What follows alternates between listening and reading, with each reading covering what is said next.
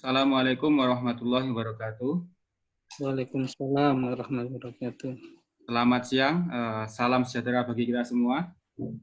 Yang kami hormati Bapak Hirman Karim dan seluruh peserta pelatihan NETSCO Academy Online Training. Sebelumnya saya ucapkan selamat datang dan selamat bergabung kembali bagi yang kemarin sudah mengikuti. Dan perkenalkan, nama saya Asif dari Jakarta. Dalam kesempatan ini saya sebagai fasilitator ya ingin menyampaikan beberapa hal terkait dengan kegiatan ini. Yang pertama, pelatihan ini sebenarnya sudah pelatihan yang ke-7 mungkin atau ke-8 yang pernah kita adakan. Jadi memang kita jadwalkan setiap minggu itu kita akan mengadakan secara rutin kegiatan-kegiatan semacam ini dengan tema yang berbeda-beda. Nah, untuk kali ini tema yang akan kita ambil adalah terkait tentang pola penyebab kerugian akibat kecelakaan. Nah, dan di sini akan lebih difokuskan pada human factor atau faktor manusia. Nah, Bapak Ibu sekalian, dalam pelatihan ini akan berlangsung selama 1 jam ya. Mungkin Bapak Ibu ada yang belum tahu siapa instruktur kita, yaitu Bapak Hirman Karim, berasal dari Balikpapan dan alhamdulillah sudah bergabung bersama kita pada hari ini. Mungkin agar lebih efektif waktunya, langsung saja saya serahkan ke Pak Hirman mungkin untuk langsung menjelaskan tentang materi ini. Dan sebelumnya mungkin perlu saya sampaikan juga, untuk masalah online training ini kita sudah beberapa kali ya mengadakan. Jadi kita tahu kendala-kendala yang sering kita hadapi, yaitu yang paling utama adalah masalah jaringan internet ya. Jadi nanti ke depan dalam proses pelaksanaan ini apabila ada kendala tersebut kami mohon maaf ya, karena memang itu di luar dari jangkauan kita ya. Oke, baik, terima kasih. Pak Hirman, silakan untuk memulai mempresentasikan. Terima kasih Pak Asif. Selamat bergabung dari Bapak-Bapak dan Ibu-Ibu sekalian. Seperti yang dibilang tadi, ini yang ke-6, ke-7 seminar kita online ini. Ya. Jadi kita cenderung seperti dibilang tadi, kita berusaha menyentuh masalah-masalah dasar mengenai keselamatan kerja. Mungkin next session yang berikut kita akan membahas kita akan membahas Undang-Undang Nomor 1 1970. Ini sepertinya sederhana dari pembicaraan dan pertemuan-pertemuan saya dengan ahli-ahli K3 Indonesia dan termasuk juga di lantai 7 Gatot Subroto di kantor kita itu di Depnaker, Menaker. Sepertinya orang menganggap sudah tahu semua mengenai Undang-Undang Nomor 1 1970. Nanti mungkin dalam minggu depan kita akan laksanakan kalau host kita Pak Asif siap untuk itu. Oke, selanjutnya yang kita bahas sekarang ini tadi sudah disinggung juga bahwa faktor manusia yang menyebabkan timbulnya biaya akibat kecelakaan. Banyak orang tidak menyadari hal ini, tapi itulah yang akan kita coba bahas sekarang ini. Ya, semoga sesi yang kita lakukan hari ini dan hari-hari selanjutnya terbebas dari masalah. Masalah yang utama tadi sudah dibilang bahwa jaringan, ya.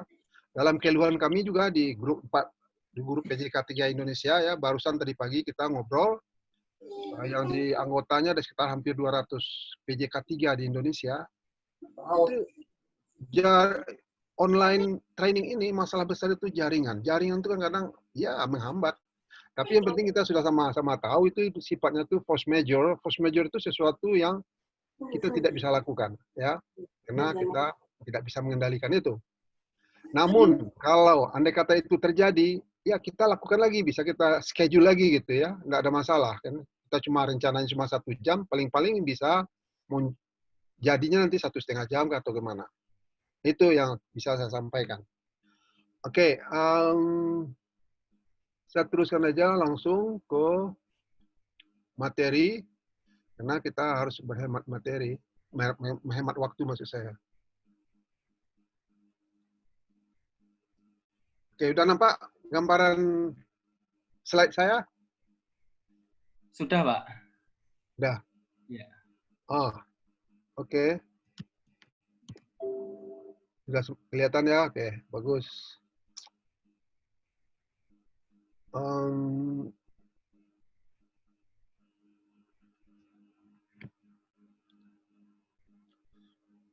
Ini sekedar informasi aja mengenai SMK 3 ini. Saya pernah juga menjadi auditor OSAS 18001 di tahun 2003 saya dapat. Sebelum ini saya juga dapat sertifikat mengenai SMK 3 mengenai keselamatan kerja. Oke. Jadi nama lengkap saya Herman Karim, saya sarjana teknik listrik tegangan tinggi. Sudah itu pelatihan keselamatan kerja ini saya bukan di Indonesia aja, tapi di Australia ada 2 kali. Sebelum SMK 3 di-establish, ditetapkan di Indonesia tahun 96, ya. Tahun 93 saya sudah ikut training di Australia mengenai SMK 3 ini. SMK 3 ini atau sistem manajemen keselamatan dan kesehatan kerja. Ini pelatihan saya waktu udah lupa saya nih, udah cukup lama ya, mengenai safety program, karena masalah safety program ini yang banyak kita bahas di sini nanti. Jadi pola loss causation model sini, pola yang menyebabkan rugi kita, rugi manusia, ruginya kita akibat kecelakaan. Ya, ini safe production, inilah yang kita harapkan. Semua perusahaan akan mengharapkan safe production. Apa itu production? Production itu ada 2 jenis. Ada produk yang sifatnya itu service, kayak sekolahan, kayak perusahaan-perusahaan sewa taksi, perusahaan-perusahaan yang menjual jasa istilahnya itu. Ya, produknya berarti jasa atau service. Sudah itu yang kedua, perusahaan bisa membuat produk goods. Goods itu produknya itu barang ya, barang produknya. Misalnya pabrik semen. Saya pernah kerja di pabrik semen dulu. Atau perusahaan-perusahaan yang menghasilkan produk yang dijual ke masyarakat. Oke, jadi sekarang kita lihat materi ini sebenarnya lebih banyak acuan yang saya ambil dari Depnaker dan dari luar negeri ya, dari Australia umumnya. Nah, jadi saya combine mana yang paling bisa menyentuh kita sebagai orang Indonesia. Dan saya senang mendengar bahwa beberapa dari peserta ini bapak-bapak yang dari Binawas atau pembimbing keselamatan dan pengawas K3 hampir di seluruh Indonesia, ada di Palangkaraya. Saya sering ke Palangkaraya. Sudah itu yang ada di Papua, yang di mana-mana di Surabaya juga. Ya. Saya senang kali karena kita sasarannya gitu, kita akan mempunyai persepsi yang sama dengan undang-undang dan peraturan K3. Jadi saya singkat nih, undang-undang dan peraturan K3 yang dikelola, yang didorong oleh Menaker, oleh Disnaker. Sedangkan direktur yang sekarang ini Pak Yarmahazi itu teman saya, itu sudah lama dia kenal sama saya, sudah kenal dengan dia. Sebelum itu kan Pak Herman Praposo yang di pusat nih ya, itu kenal juga sama saya, teman. Terus sebelum itu juga sudah kenal saya. Oke, ringkas cerita, kita lihat keselamatan kerja ini, ya kecelakaan ini, ya penyebab kecelakaan itu tidak berdiri sendiri. Ini yang harus kita pahami dalam konteks yang sekarang, ya, atau dalam konteks yang kita bahas sekarang nih. Penyebab kecelakaan tidak berdiri sendiri, ya. Tetapi berupa rentetan peristiwa yang akhirnya kecelakaan. Ini yang akan kita bahas. Ya, seperti ini. Ini kan rentetan ceritanya, langsung kecelakaan, langsung terjadi kecelakaan, rentetan gitu. Ini ada salah dengan animasi saya ini, tapi tidak apa-apa lah, kita cepat aja. Jadi ada yang dibilang di sini domino teori, update domino teori, ya. Domino teori ini menunjukkan bahwa ada rentetan urutan dari awal, yaitu mengenai environment, social environment. Bagaimana lingkungan sosial kita waktu dari kecil atau dari mana kita berasal, ya. So tidak sama. Orang dari Sumatera Utara dibandingkan dengan Jawa Tengah, dibandingkan dengan Papua, itu berbeda-beda. Jadi lingkungan sosial kita itu berbeda awalnya. Ya. Untungnya kita ya bersatu dengan Bhinneka Tunggal Ika. Sudah itu baru personnya, ya. Person kesalahan-kesalahan oleh pribadi yang dilakukannya. Tapi ada pengaruhnya juga dari social environment-nya. Nanti kita bahas satu-satu ini. Sudah itu baru timbul yang ketiga itu hazard, bahaya. Bahaya dalam hal ini ada dua macam yang kita lihat di sini nih, ringkasnya. Yaitu pertama unsafe act atau unsafe condition. Unsafe acts itu adalah tindakan-tindakan yang tidak aman. Tindakan-tindakan yang tidak aman. Nanti kita kasih contoh-contohnya juga, ya. Atau unsafe condition, itu kondisi-kondisi yang tidak aman, ya. Nanti kita kasih contohnya ada nanti. Sudah itu baru terjadi insiden, ya. Terjadi insiden,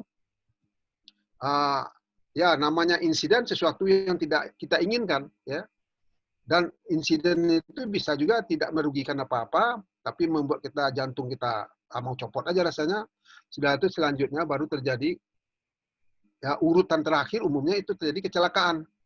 Kecelakaan itu akan timbul injury atau damage atau cedera terhadap manusia. Ada tiga hal yang membuat kerugian kita akibat kecelakaan itu. Pertama adalah cedera terhadap manusia, ya. Cedera itu bisa kecil, bisa tengah, bisa fatal di cederanya. Kalau damage itu kerusakan terhadap harta benda, terhadap mobil, terhadap bangunan yang terbakar atau macam-macam, ya. Itu damage atau kerusakan. Yang ketiga yaitu kerugian yang sifatnya itu produk kita jadi hilang, ya. Produk kita bisa hilang, nanti kita bahas nanti. Apa ruginya dari suatu kecelakaan, ya. The cost of accident itu bagaimana? Nah, ini yang kita lihat nanti, kita bahas lagi. Pertama yaitu mengenai lack of control, ya. Ini lack of controlnya apa? Tidak ada pengendalian sama sekali, ya. Tidak ada pengendalian sama sekali. So dalam safety ini kita udah pernah bahas juga sebelum ini, ya, bahwa kontrol ini yang menetapkan kalau kontrol yang tepat itu kecelakaan tidak terjadi. Itu aja poinnya. Kita harus bergerak dari pendapat seperti itu, ya. Kontrol harus diterapkan yang sesuai. Oke, nanti kita bahas lebih lanjut. Nanti mungkin bapak-bapak sudah tahu juga apa yang maksud dari kontrol. Nanti kita lanjutkan nanti. Yang berikut adalah mengenai dasar penyebab, ya. Dasar penyebab, ya. Ini bisa nanti kita bahas juga nanti apa sih dasar penyebab. Suatu masalah dengan ini nih.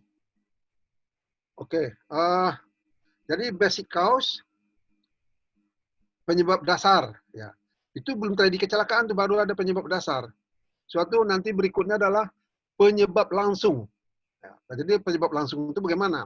Nanti ada uraiannya nih, apa yang jenis bentuk atau macam apa yang dimaksud dengan penyebab langsung dari suatu kecelakaan. Suatu baru terjadi kontak. Inilah yang sebenarnya kecelakaan, yang kontak ini. Kontak ini, yaitu sama dengan kontak ini terjadi kecelakaan, yaitu umumnya bisa dianggap transfer of energy. Ya, kita bahas yang lalu, kita pernah bahas. Transfer of energy, jadi perpindahan suatu energi, ya. Kalau besar energi yang dipindahkan, maka akan besar damage atau kerusakan yang timbul dari transfer of energy tadi. Jadi harus ada kontaknya, ya. Kontak ini pasti bisa kita bayangkan kayak mobil tabrakan itu kan dari kontak. Misalnya kita dengan listrik terjadi kontak, ya. Besar listrik yang masuk ke kita, ya damage-nya juga hancur. Ya kayak kita bahas yang kemarin lah ceritanya. Sudah itu baru timbul loss. Loss seperti yang saya bilang tadi ada 3 bentuk, ya. 3 bentuk. Jadi cedera pada manusia, sudah itu harta benda bisa hancur, rusak, dan rugi.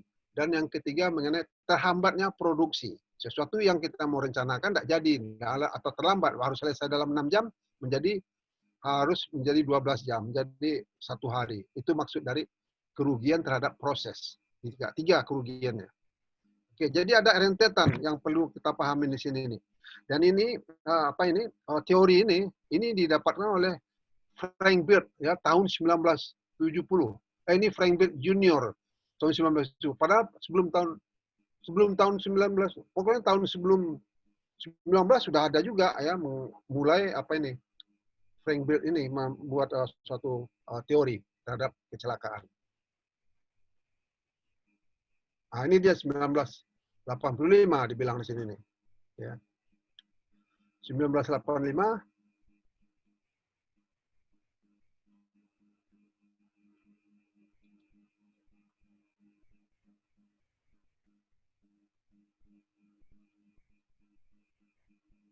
Aneh nih.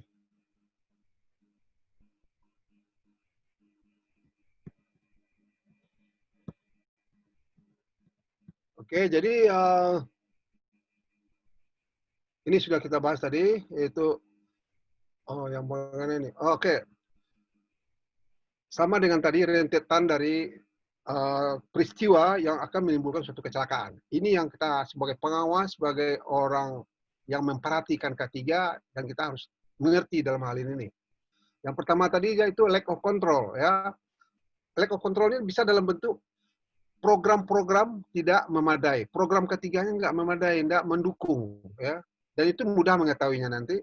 Suatu standar-standar tidak terlaksana, standar yang benar tidak terlaksana. Misalnya standar APD-nya tidak sesuai, atau standar-standar alat angkatnya, alat peralatan angkat untuk kren misalnya tidak sesuai standarnya. Ya, sudah itu tidak memadainya kepatuhan. Kepatuhan tidak kelihatan di sana. Kalau orang yang bersalah tidak ada sanksinya, dibiarkan aja. Ini termasuk dengan inadequate compliance, tidak mematuhin, ya, tidak memadai gitu. Sedangkan penyebab dasar itu bisa faktor manusia, ya, faktor manusia, atau bisa juga job faktor, faktor pekerjaan sendiri. Ya. Yang urutan yang ketiga itu immediate cause, yaitu penyebab langsung, penyebab langsung, ya. Ini adalah berupa tindakan-tindakan yang substandar. Tindakan yang substandar itu berupa unsafe acts, ya, itu unsafe act bisa dianggap substandar, di bawah standar.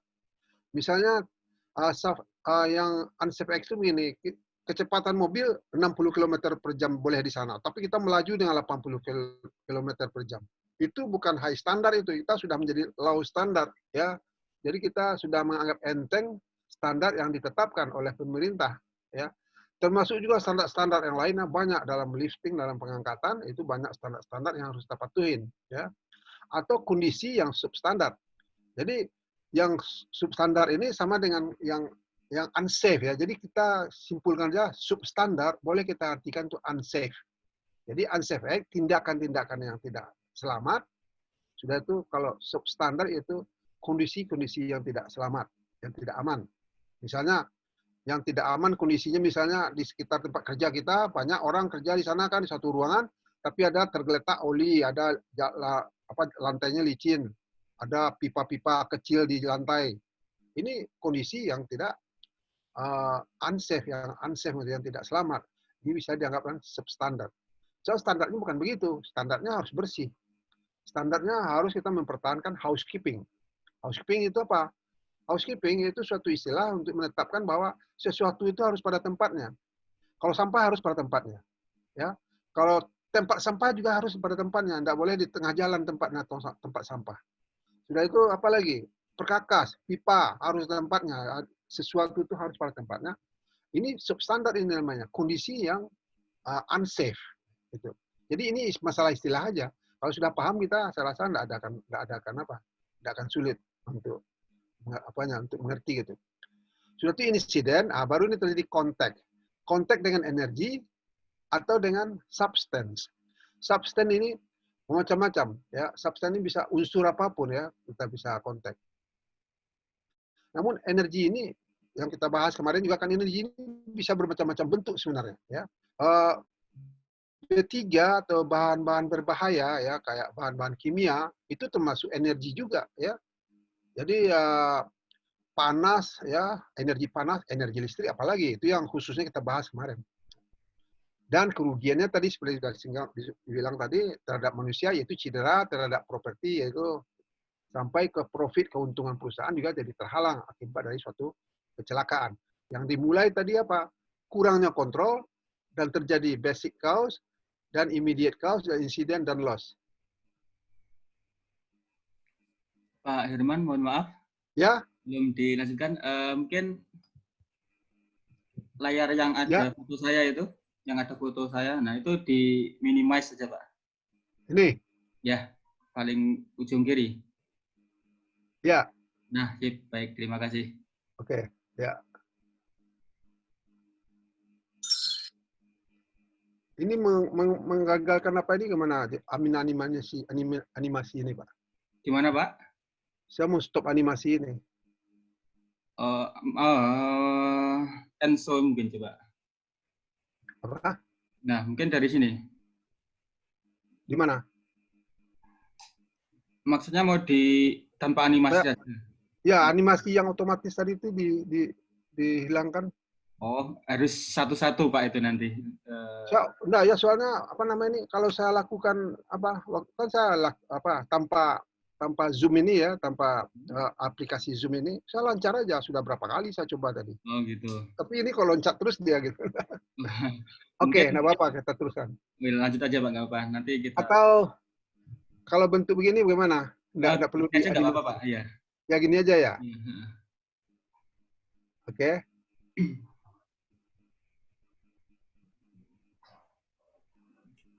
Ini saya rasa ada hubungannya juga dengan apa namanya ini?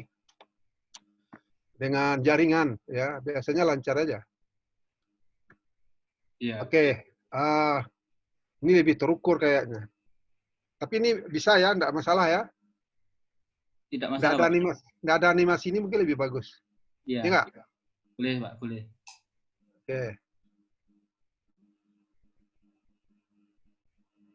Buat lebih besar aja. Oke, jadi ini sudah kita bahas. Selanjutnya ini, ya, ini seperti yang tadi dibilang bahwa akibat lemahnya kontrol, tidak adanya kontrol ya. Pertama, domino yang pertama, suatu terjadinya sebab-sebab dasar ya. Ini sebab-sebab dasar ini sampai sebab langsung ya, sebab basic cause atau immediate cause ya. Itu sudah berupa bahaya ini. Belum kecelakaan tapi itu sudah berupa bahaya itu. Nah, nanti baru terjadi insiden ya, kejadian ya. Maka kejadiannya akan menimbulkan suatu kerugian, konsekuensinya itu bentuknya ya ini ada yang cedera, ada yang rusak, ada yang apa namanya ini? Yang ya pokoknya ada kerugian lah berupa konsekuensi dari accident yang terjadi dan berupa urutan. Oke. Oke, sekarang dilihat lagi ya untuk apa? Jadi human factor, sifat faktor manusia ini sangat dominan terhadap terjadinya kecelakaan. Ya. Maka domino efek ini menjelaskan di sini bahwa yang pertama itu culture manusianya, ya culture manusia yang berbeda-beda latar belakangnya. Ini akan dipengaruhi oleh beberapa faktor nanti kita lihat nanti lanjutnya. Suatu akibat dari culture tadi terbawa sikap behavior, ya. Behaviornya di tempat kerja itu bagaimana? Behaviornya selanjutnya di lingkungannya bagaimana? Maka terjadilah unsafe act. Unsafe act bisa terjadi dan juga unsafe condition, ya seperti yang tadi dibilang, ya. Jadi diambil ringkas saja unsafe act, maka terjadi accident. Jadi yang perlu kita pahami di sini cuma apa? Bahwa kejadian kecelakaan itu bukan satu penyebabnya, bukan tunggal yang sudah terjadi kecelakaan, tapi adalah suatu rentetan dari awal. Di mana kita sebagai pengawas, di mana kita sebagai atasan atau sebagai pekerja, di mana kita harus awas. Mungkin sebelum sampai ke kecelakaan kita harus sudah awas dulu, ya. Sudah awas dan kita buang rentetan di domino tadi bisa kita angkat, ya. Oke, nanti kita bahas lebih lanjut. Oke, sekarang kita bahas culture, budaya, keluarga, agama, pendidikan, lingkungan. Ini sangat berpengaruh nanti nih terhadap kita di pekerjaan, ya. Ini yang kita pentingkan, yang kita perlu. Kebiasaan atau kebudayaan ya dalam keluarga, misalnya seseorang keluarga atau sebuah keluarga ya di sana itu mengutamakan cinta kasih dia di antara anggota keluarga, ya, maka akan terbentuk rasa safety, ya, rasa safety begin, ya, rasa safety-nya dan akan mulai terasa keselamatan itu kalau orang tuh penuh cinta di rumah tempat kerja, di rumahnya gitu. Dan terbiasa dengan berpikir secara logika. Jadi cinta mulai di rumah dan selamat mulai dari cara Anda berpikir secara logik. Ya. Pasti kita memikirkan, kalau kita mau selamat, pasti kita ikutkan pikiran kita. Misalnya ada dua jalan. Di sana jembatannya lapuk dan rusak. Yang sebelah kiri jembatannya baru dibikin. Maka logika kita langsung berpikir itu, wah, nggak mungkin kita ambil yang kanan ya karena sudah lapuk dan sudah bekas ambrol. Tentu logika kita akan memilih yang sebelah kiri, jembatan yang baru dibangun untuk pengganti yang lama gitu. Itu sekedar bayangan aja bagaimana logika berpikir kita akan menentukan keselamatan kita. Ini harus dipacu kepada orang-orang, kepada anak buah kita. Gitu. Sekarang kita bahas lebih lanjut mengenai agama ya. Untuk menimbulkan apa di kebudayaan kita itu apa mengenai safety ini, keselamatan ini, pendekatan kepada agama yaitu takut dengan Tuhan, rasa takwa itu penting ya. Dan mengajarkan kebiasaan-kebiasaan yang suci. Kita ingin membantu orang gitu kan. Kalau sudah membantu orang berarti kita sudah berpikir selamat ya. Menyelamatkan. Jadi kelurusan hati dan takwa ini paling penting. Yang berikut apa? Jangan berhenti menyelesaikan sesuatu yang baik sampai tuntas. Nah, ini pola ini harus dibiasakan. Jangan mudah menyerah. Kita harus istiqamah dalam menjalankan hidup gitu ya. Apapun yang kita mulai itu baik dan jangan pernah berhenti sebelum selesai. So dari pengalaman saya pribadi ini apa? Ya contohnya aja misalnya. Saya sampai sekarang ini tidak pernah berhenti belajar. Padahal umur saya sudah lebih dari 70 tahun. Ya. Mungkin itulah kenyataannya. Saya tidak pernah, dan saya anggap belajar itu sudah menjadi hobi gitu. Jumpa dengan bapak-bapak ini sekarang ini kita bicara ini ada yang saya pelajari ini. Jadi saya mengajar itu prinsip saya sama dengan belajar. Jadi gitulah, maka saya tidak pernah berhenti sesuatu yang saya mulai. Ya, sampai itu tuntas. Jangan lakukan sesuatu yang Anda tidak mau orang lain melakukan kepada Anda. Ini suatu aturan universal ya. Saya yakin kita tidak akan melakukan sesuatu kalau sesuatu itu kita tidak senang orang melakukan kita. Gitu. Itu salah satu aja. Oke, culture yang berhubungan dengan pendidikan. Kita juga harus membangun rasa apa dalam mendidik atau dalam menjalankan apa ini, yaitu rasa tanggung jawab. Ya, rasa tanggung jawab ini atau merasakan tanggung jawab gitu. Jadi kita bertanggung jawab lah, tidak bisa berlepas tangan aja gitu. Suatu adalah sense of urgency, itu merasakan penting. Ada saatnya merasa tidak penting, ini ada saat kalau penting. Misalnya on time, tepat waktu itu penting menurut saya. Karena dalam agama kita diajarin menghargai waktu. Kenapa tidak bisa on time? Saya sering ngajar di kelas, saya tanya, mau tepat waktu itu sulit atau tidak? Saya tanya mereka. Pada umumnya mereka menjawab, ya, being on time itu tepat waktu itu kayaknya mudah, Pak. Kenapa susah kita orang Indonesia melaksanakannya? Padahal kita belajar betul, ya, dalam ayat-ayat Al-Quran sering dihargai waktu. Nah, ini kesalahannya kita. Ini budaya kita yang harus kita rubah, ya. Suatu rasa memiliki, ya, rasa memiliki juga merasakan memiliki. Kita merasa memiliki bahwa bangsa Indonesia ini adalah negaraku, bangsaku. Ini adalah warga negaraku, adalah teman-temanku. Apa? Jadi kita memiliki gitu ya. Jadi itu membuat kita akan menghilangkan rasa perpecahan atau gimana. Sudah itu sense of observing.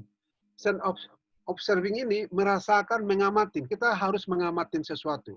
What's going on? Apa yang sedang terjadi? Ya. Jadi dalam ini sangat membantu kita dalam masalah keselamatan kerja.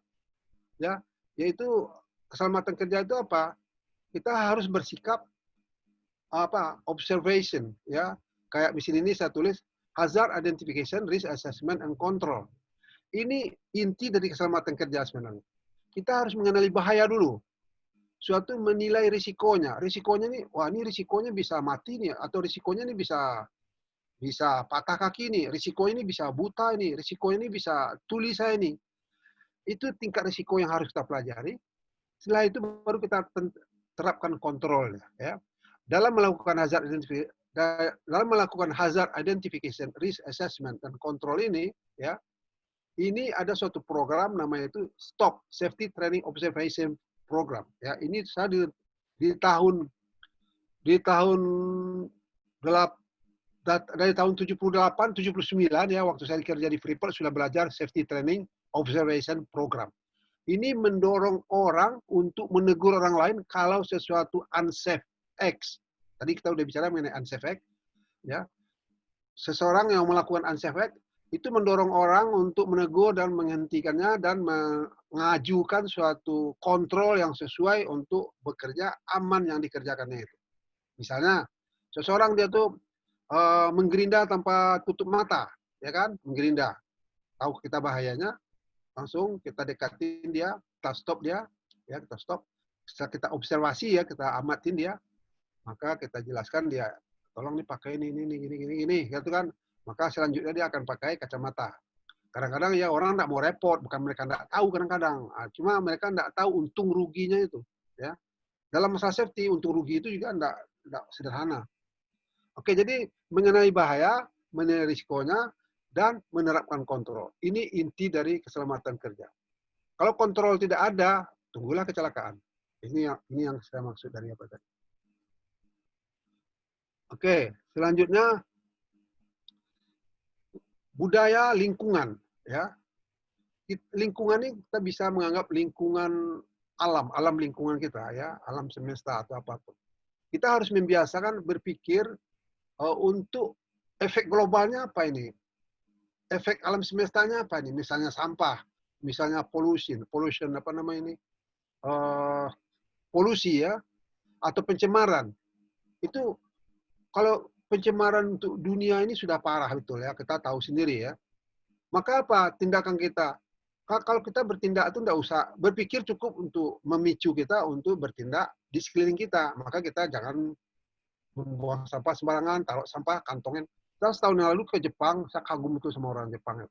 Kenapa? Tidak ada sampah berceceran sama sekali. Ya, potong apa namanya ini, puntung rokok nggak ada. Saya jalan-jalan ke sana, jalan ke sini, semua itu fasilitas untuk jalan itu nyaman aja.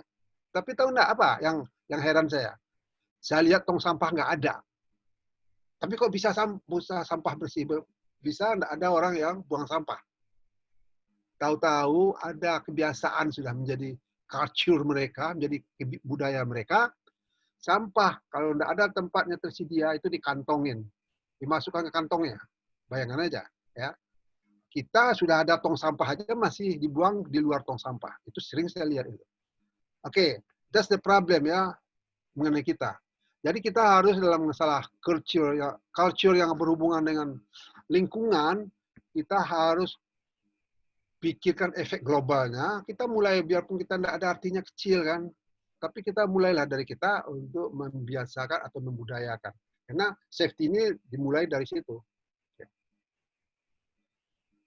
Oke, selanjutnya behavior. Behavior ini atau sikap ini, sikap bahaya pada manusia, ada pada manusia, bahaya sikap manusia. Ya, bahaya pada manusia ini sebenarnya sangat besar ya. Dalam pikiran manusia itu ada bahaya yang besar. Bayangkan aja ya, kalau bahaya pada dalam pikiran manusia itu, pada manusia itu dalam pikirannya yang kita maksud di sini bahayanya kan, itu dikontrol oleh apa? Dikendalikan bahaya itu oleh apa? Oleh agama. Agama itu sebagai kontrol administratif terhadap risiko bahaya dalam otak manusia. Coba kalau tidak ada kontrol agama, ya, tidak ada kontrol agama terhadap pikiran manusia, ya, tidak ada rasa takut, tidak tahu apa yang terjadi, ya, parah betul mungkin. Oke, itu sebagai kontrol administratif. So, kontrol administratif ini sangat banyak. Jadi sudah itu terburu-buru, kurang tanggap, percaya diri berlebihan, kurang pengetahuan, cacat, dan lain-lain. Ini bisa. Suatu unsafe act itu bekerja tanpa SOP. Ya. Bekerja tanpa SOP itu termasuk tindakan yang tidak aman. Sudah itu ada tidak dengan GSA, tidak dengan permit to work, tidak menilai risikonya, tidak pakai PPA, pelindung pribadi, dan tidak menguasai pekerjaan, memaksakan diri, dan lain-lain. Ya. Maka selanjutnya apa yang terjadi? Ya, maka di sini kelihatan. Ini paling penting dipahamin ya, bahwa saya tiap-tiap ada pelatihan pasti saya ikutkan di sini. Yaitu apa? Yaitu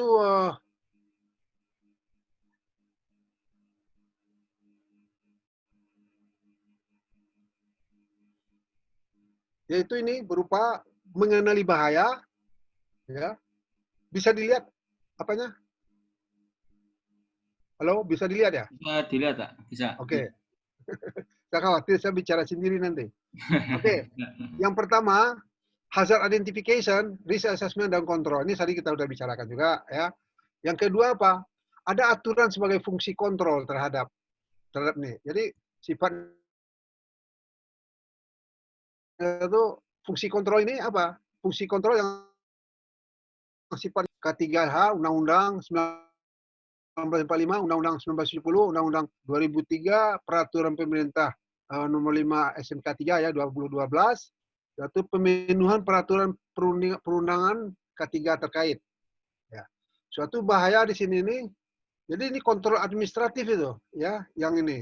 Jadi kontrol administratif yaitu ada kegiatan proses atau ada SOP-nya, atau ada job safety analysis, ada permit to work, dan langsung ya berupa kontrol administratif.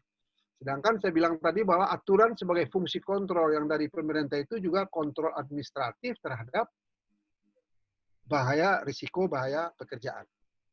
Suatu apa bahaya dari apa? Bentuk-bentuk bahaya yang harus kita bahas, yang harus mengerti betul bahaya tempat kerja itu ada bahaya fisik, bahaya elektrik, bahaya panas atau fire, bahaya kimia, bahaya biologi, bahaya ergonomis. Yaitu ini dinilai risikonya, ya, suatu ditetapkan kontrolnya. Kontrolnya bisa berupa eliminasi, mungkin berupa substitusi, penggantian berupa isolasi dengan membatasin. Ya, sebagai apa nih? Terhadap corona ini kita mengisolasi diri, itu sama aja kan? Jadi kita mengisolasi diri karena corona itu bisa dianggap sesuatu yang energi yang berbahaya, ya. Suatu kontrol engineering, ya, mengenai safety factor, suatu kontrol administratif, ya, yang tadi yang kita bilang undang-undang apa segala macam, dan PPA yang terakhir. Oke, unsafe act, ya. Ini unsafe act yang dilakukan sesuatu yang berbahaya, tindakan berbahaya, ya. Suatu ini apa itu bahaya? Kita samakan persepsi di sini, yaitu potensi menyebabkan cedera, kerusakan, atau tidak terlaksananya tujuan kerja. Ini, setelah itu apa? Biaya kecelakaan yang perlu kita bahas di sini, yang perlu kita prioritaskan, yaitu akibat kecelakaan apa ya terhadap manusia. Tadi sudah dibilang ya, meninggal, bisa luka berat, bisa luka ringan terhadap manusia, kerugian material dalam rupiah, bangunan, peralatan mesin, bahan baku, bahan setengah jadi, kerugian waktu kerja, mengenai jam kerja yang hilang. Jadi kecelakaan itu biayanya, cost of accident ya, itu bisa 50 kali dari yang kelihatan. Ya. Jadi jangan, ini ketetapan dari ILO, karena salah saya ILO, ya, International Labour Organization, yang saya dapat dulu udah lama ya. Yang sebab yang tersembunyi itu banyak. Yang kenyataannya misalnya 1 juta, tapi yang tersembunyi itu bisa 50 juta. Ya. Kenapa? Karena stopnya produksi, karena harus mengerjakan orang lain lagi, karena suatu harus diganti lagi, harus di-training lagi orang tersebut, namun gaji tetap dibayar kepada orang yang sakit, karena aturan, sudah itu overtime, biaya langsung overtime, semua banyak faktor-faktor yang menimbulkan kecelakaan yang sesungguhnya biayanya itu bisa 50 kali dari yang dibayar, yang kelihatan gitu. Kalau manajemen ya harus mengerti dalam ini, ya. Kalau orang pengawas harus mengerti dalam ini. Jadi kecelakaan itu jangan, dan juga biaya kecelakaan itu menggerus apa BDP apa nih pendapatan bangsa, ya, itu sudah pernah saya bahas. Jadi ini mengenai budaya ketiga ini yang kita harus sasar, ya harus kita sasar. Kenapa? Budaya ketiga itu yaitu sesuatu yang kita tidak sadar bahwa kita tahu, misalnya mengenai K3 ini, ya, mengenai K3 ini kita tidak sadar bahwa kita tidak tahu masalah K3. Ya, ini posisinya mungkin sangat primitif dalam orang-orang yang mungkin anak kecil, baru kecil dia tidak ngerti, dia tidak awas, tidak tahu bahwa, tidak paham bahwa apa yang tidak tahu itu dia tidak tahu gitu, maksudnya gitu. Yang kedua apa? Ini budaya yang Anda mulai tahu, sadar bahwa Anda tidak tahu. Ya, sudah mulai ada curiosity, keingintahuan itu berupa hidayah misalnya kan, berupa keingintahuan. Itu yang kedua tahapnya. Yang ketiga apa? Anda sadar bahwa Anda tahu. Anda sudah berilmu, knowledgeable maksudnya. Di sini ini Anda sadar bahwa Anda sudah tahu, tapi itu belum daya, itu belum cukup. Kalau dia budaya, Anda tidak sadar bahwa Anda tahu, ya. Ini yang harus kita capai dalam K3. Kita misalnya, bagaimana kita memakai mobil, sopir mobil, tanpa sadar kita langsung meraih safety belt, langsung kita pasang. Itu tidak sadar kita kadang-kadang, ya, karena sudah menjadi budaya dan gitu. Jadi kita harus mulai dengan stop, safe start. Yaitu you are not. Tapi berikut you are aware dan berikut adalah tidak awas. Oke. Selanjutnya sumber kecelakaan tadi sudah dibilang, ya. Sumber kecelakaan itu ada mesin produksi, penggerak mula dan pompa, ya, premover, lift, pesawat angkat, ini semua sampai pesawat angkat. Dan ini bisa dibaca semua di handout, ya. Ini berupa sumber kecelakaan, ya. Maka orang kontak dengan ini, dengan energi ini, ya, ini permasalahannya. Sudah itu apa? Yaitu kontak dengan energi yang selanjutnya bentuknya bisa kayak terpukul, tertangkap pada sesuatu dalam suatu di antara benda, jatuh dari ketinggian yang sama. Ini semua bisa melihat. Ini tipe kecelakaannya. Terbentur, terpukul, ya, jatuh dari ketinggian yang sama, jatuh dengan jadi jatuh di ketinggian yang sama itu orang tergelincir di lantai, ya, akibat terkait kakinya atau yang licin. Sudah itu kondisi berbahaya lainnya apa? Yaitu pengamanan yang tidak sempurna, peralatan bahan. Dan ini semuanya adalah bahaya yang harus kita kenali. Kita harus jeli melihat, ini ada bahayanya, ini ada bahayanya. Karena kita mempunyai sense of observing.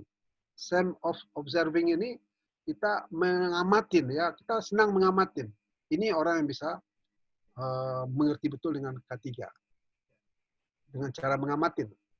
Suatu tindakan berbahaya apa? Ini unsafe, melakukan pekerjaan tanpa wewenang, bekerja dengan kecepatan berbahaya, membuat alat pengaman, dan ini bisa dibaca aja nanti di materi yang dibagi, ya, ini.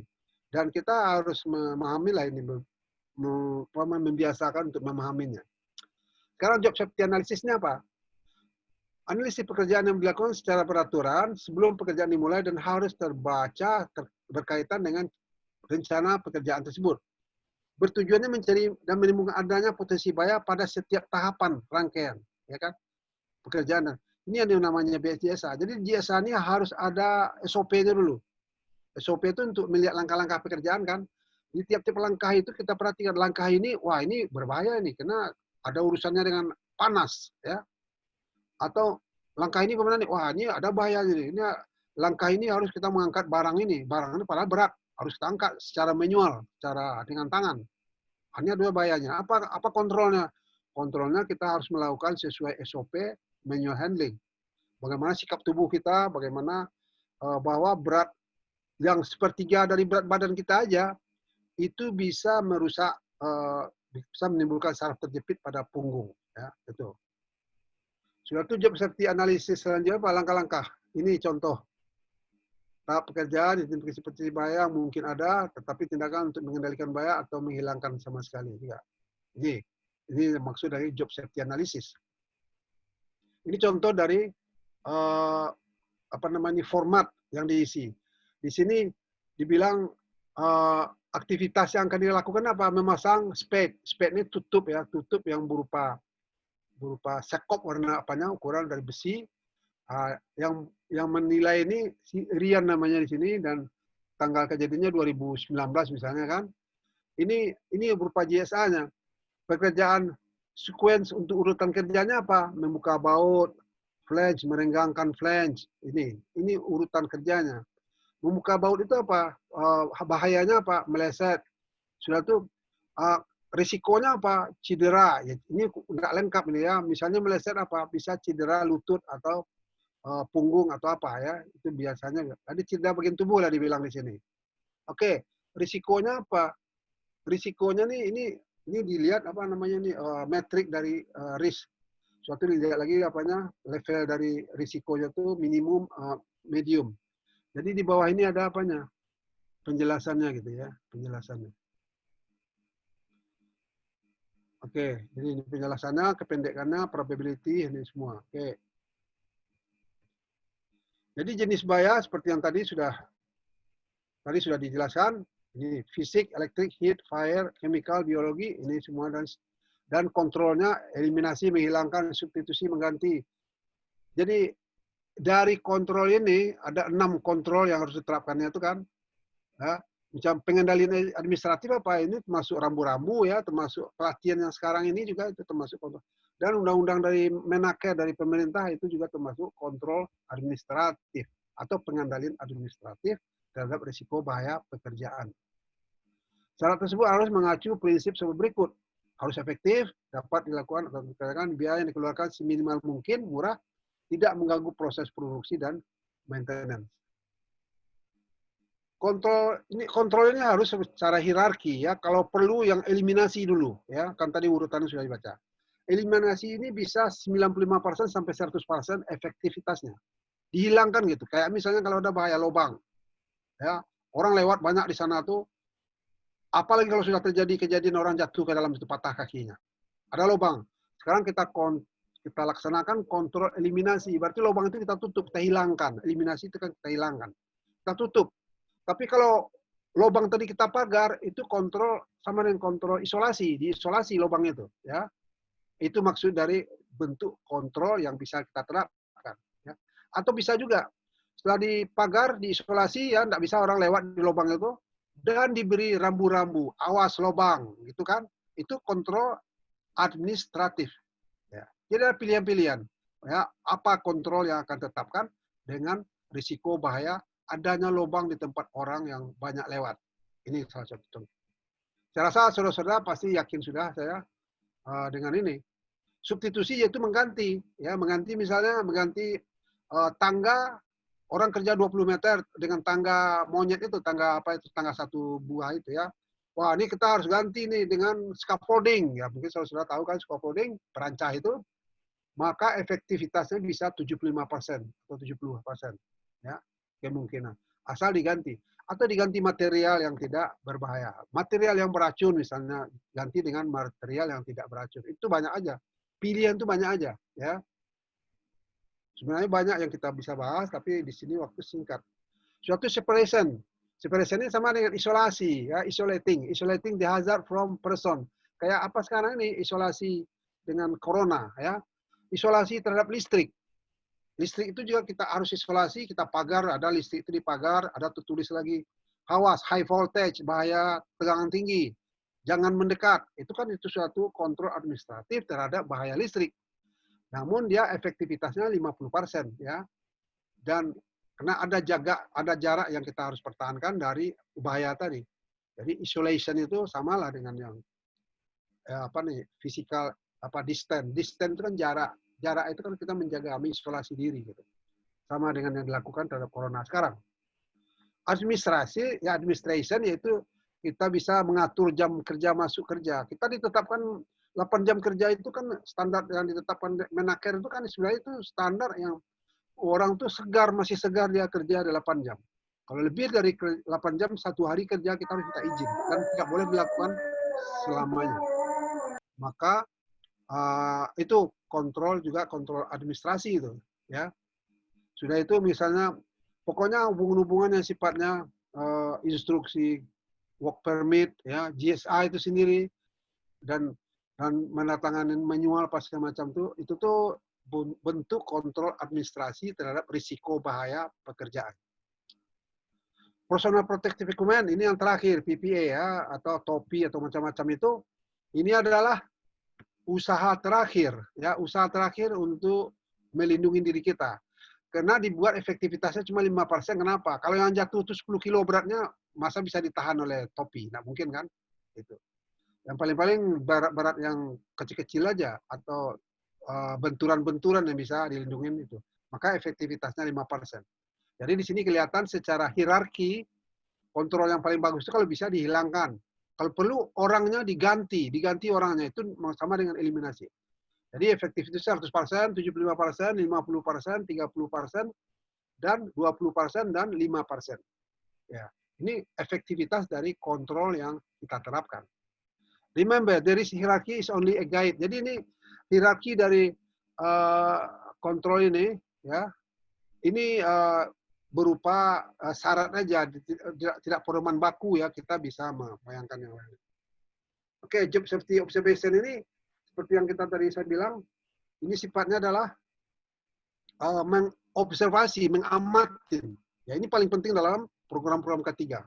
Saya ada teman saya orang Menaker, orang Depnaker dinas di Balikpapan, ya, kalau dia datang berkunjung ke perusahaan saya waktu saya jadi klien dari suatu perusahaan internasional, datang dia, orang ini benar hebat dia memperhatikan, langsung dilihat gini kan, sudah dilihatnya nanti kan dari catatnya langsung dibicarakannya di meja saya, ya. Tapi saya sebagai konsultan di sana, nanti dibicarakan di meja saya itu, dan juga ada direktur perusahaan untuk ini masalah ini coba dibereskan Pak, ini kan. Ini saya lihat kata. Sebenarnya begitulah harusnya kan. Jadi ada observasi, sense of observation, ya, sifat yang harus dimiliki oleh kita sebagai orang ketiga. Kita mengamatin gitu, ya. Ini suatu tempat diamatinya gitu. Jadi job safety observation ini adalah suatu metode pengamatan suatu pekerjaan untuk meningkatkan mutu pelaksanaan pekerjaan tersebut, ya. Jadi ini sangat penting untuk kita biasakan. Jadi culture kita, budaya kita arahkan ke sana. Pengamatan anak buah dalam melaksanakan pekerjaan aspek menilai apa? Ini menilai aspek apanya? Aspek risiko bahayanya, ya. Suatu penilaian cara kerja yang tidak aman, ya. Unsafe act, ya, unsafe act. Penilaian cara kerja yang aman. Jadi kalau perlu juga yang bagus itu kita nilai bagus. Jadi berupa ada format, ya, ada format kita pakai, kita gunakan untuk kita isi. Kalau aman kita bilang aman, kalau tidak aman kita bilang tidak aman. Jadi fair. Jadi orang yang kita sodorin kartu checklist ini ke perusahaannya, ya, itu sangat atau ke yang bertanggung jawab sangat apa jadinya, sangat komprehensif, sangat membantu gitu. Jadi kita tidak melulu melihat salahnya saja, itu maksudnya di sini, observasi. Jadi pencegahan kecelakaan itu berdasarkan administration prosedur, ini sangat penting. Jadi administration prosedur ini paling penting, saya bilang tadi. Suatu kecelakaan yang harus kita lihat dulu, ada prosedurnya enggak dari melakukan pekerjaan ini. Saya baru-baru ini di telepon, dihubungi oleh teman dari apa namanya, di sebelah sana dekat Singapura itu. Pak, saya ada kasus gini, kecelakaannya gini. Saya bilang, pastikan kerjaan itu ada SOP-nya. Yang kedua, setelah ada SOP-nya, lihat GSA-nya ada. Sudah itu kalau ada GSA-nya atau tidak ada, lihat, tunjuk tanda apa kontrol yang diterapkan terhadap pekerjaan tadi. Kalau tidak ada, oh ya paham katanya kan, langsung dia bawa ke manajemen. Gitu aja, sederhana aja. Tidak ada pekerjaan tanpa SOP. Adanya SOP, ya, maka kita akan tahu akan ada GSA-nya, dan kita akan tahu kita risikonya, dan akan bisa kita menerapkan kontrolnya. Itu aja sebenarnya masalahnya, ya. Jadi pencegahan kecelakaan ini, ya, kalau dirunut secara dari awal sampai akhir, ya, yaitu adanya peraturan. Peraturan ini sama dengan protokolnya apa? Ya, peraturan yang tertulis yang dipedomanin oleh semua orang. Yang kedua, standarisasi. Apa itu standar? Karena orang juga banyak juga tidak paham standar. Standar itu sesuatu yang ditetapkan dan terbukti bahwa benar gitu, ya, berdasarkan ilmiah, secara ilmiah. Ya, misalnya standar apa? Standar wire rope untuk sling. Standar dari suatu daya angkat dari suatu alat, ya, itu standar, distandarkan begitu oleh pabriknya, ya. Atau standar macam-macam standar ini. Misalnya oli untuk mesin berapa misalnya, mungkin saya 40 atau saya 30, itu distandarkan itu. Saya itu adalah standar yang dibikin oleh Amerika. Oli tersebut, ya, oli mesin itu bisa saja buatan saya, bisa buatan Pertamina, bisa buatan mobil oil, tapi standar yang dipakai biasanya itu dari Amerika itu, saya itu namanya. Sudah itu, setelah ada standarisasi, pengawasan yang penting, ya. Pengawasan ini dibesarkan di sini karena pengawasan yang tidak jalan inilah pada umumnya yang membuat terjadi melenceng. Suatu penelitian teknik. Penelitian teknik ini ada hubungannya dengan apa? Dengan safety factor. Ya. Safety factor itu yang membuat amannya pembebanan. Ya. Mungkin saudara mungkin sudah tahu, ada juga yang tahu mengenai safety factor. Kalau ada produk barang, ya, yang dilempar ke masyarakat, ya, setelah itu barang tersebut berfungsinya kalau ada pembebanan di barang tersebut, ya. Maka kalau ada pembebanan, ada tekanan, ada apakah harus ada safety faktornya. Safety factor ini yang membuat amannya suatu pembebanan. Contohnya begini, ban mobil. Ban mobil tekanannya dibolehkan kita, atau SWL-nya mungkin 30 PSI tekanannya, 30 PSI. Dia kalau dapat beban, ban mobil ini 10 kali dari 30 tadi yang diizinkan kita memberi tekanannya mobil tadi, ya. Berarti dikasih dia tekanan 30 PSI, 300 PSI, berarti 10 kali dari 30 PSI, berarti safety faktornya 10. Ya. Kenapa safety faktor 10? Sebab dia akan pecah kalau tekanannya 10. Ya. Tekanannya 10 kali 30. Ini tidak akan tercapai. So, kalau dia safety faktornya misalnya kecil aja, misalnya taruhlah kecil atau 2 saja, enggak 10 nilainya kan. Misalnya dia 30 kita boleh makainya. Pada tekanan yang 60 dia pecah. Itu mungkin dibawa mobil itu terganjal batu sedikit, naik terbentur, ada benturan sedikit. Mungkin tekanannya bisa 3 kali dari 30. Yang 60 itu dilewatkannya, maka dia pecah. Maka orang akan terguling dan meninggal. Itu yang safety factor. Jadi, penelitian teknik ini memastikan adanya safety factor terhadap pembebanan. Pembebanan yang keren, yang angkat, lifting, wire rope sling, atau macam-macam. Pasti ada safety factornya, tidak ada tidak. Dan itu ditetapkan oleh Peraturan Menteri 05/1985. Ya. Itu minimal 3,5. Ya. Kalau terjadi sekarang kan ada banyak aja berita kita dengar. Rubuh jembatan, ya, sudah tuh gedung yang rubuh atau macam, itu safety faktornya tidak memadai. Ya. Sebelum menetapkan safety faktor itu, dia harus dihitung-hitung dulu apa kira-kira yang akan timbul terhadap pembebanan itu. Suatu pembebanan itu juga ada jembatan, ya, jembatan baru dibangun, ya, itu ada safety faktor berdasarkan beban statis. Beban statis itu tidak bergerak bebannya. Itu ada safety faktor untuk beban dinamis. Beban dinamis ini bisa 3 kali dari beban efektif. Ya, itu sering terjadi kecelakaan keren itu. Jadi penelitian teknik dengan menetapkan safety faktor ini sangat penting. Ya, seorang apa namanya ahli K3 ya, dia berwenang kalau mengerti dia ya berwenang dia mempertanyakan ini beban ini gimana hitung-hitungannya nih, dilihatnya safety faktor. Karena saya mengajar di Singapura dulu, pernah saya didatangin oleh orang safety-nya, orang India, ya menjelaskan bagaimana cara pengangkatan ini, bagaimana cara amannya ini, bagaimana coba jelaskan cara hitung-hitungannya. Saya suruh peserta training yang saya suruh menjawab. Karena orang-orang itu sudah saya ajarin caranya. Itu salah satu contoh aja bahwa pengawas ya ataupun orang safety di perusahaan-perusahaan, apalagi sebagai ahli K3, dia harus tahu dia mengenai penelitian teknik tadi yang menetapkan safety factor. Kalau penelitian medis ya sudah jelas, kita juga paham, ada medical check up ya. Orang masuk kerja aja dulu diteliti medisnya ya. Jangan-jangan matanya enggak lamur atau matanya enggak normal gitu kan.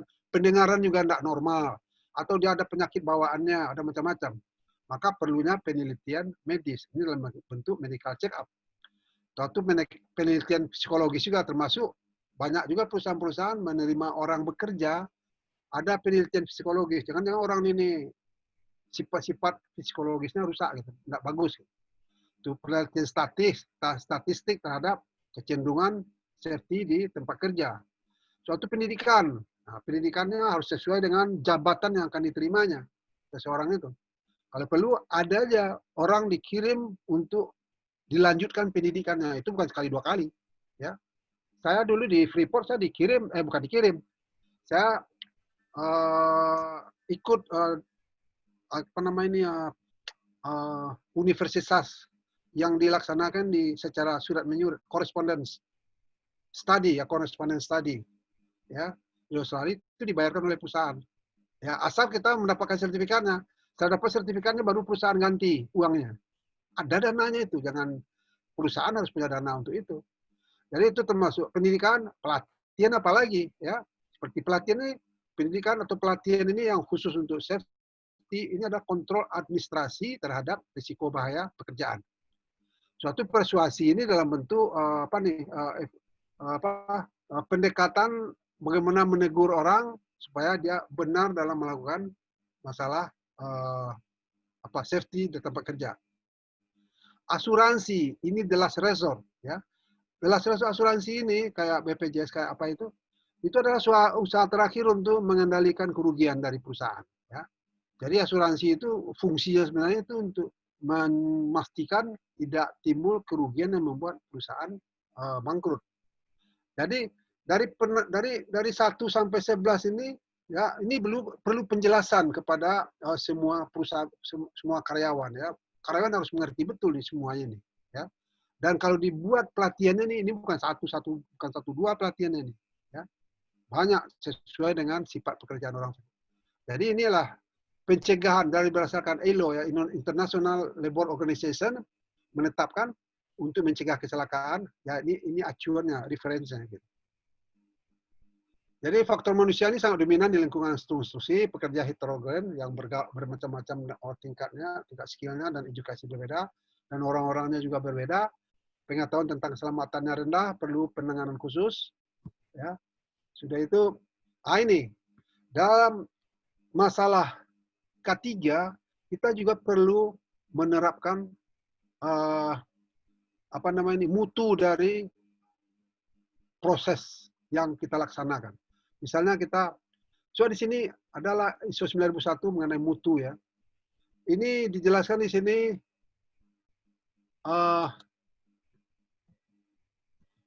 sebagai input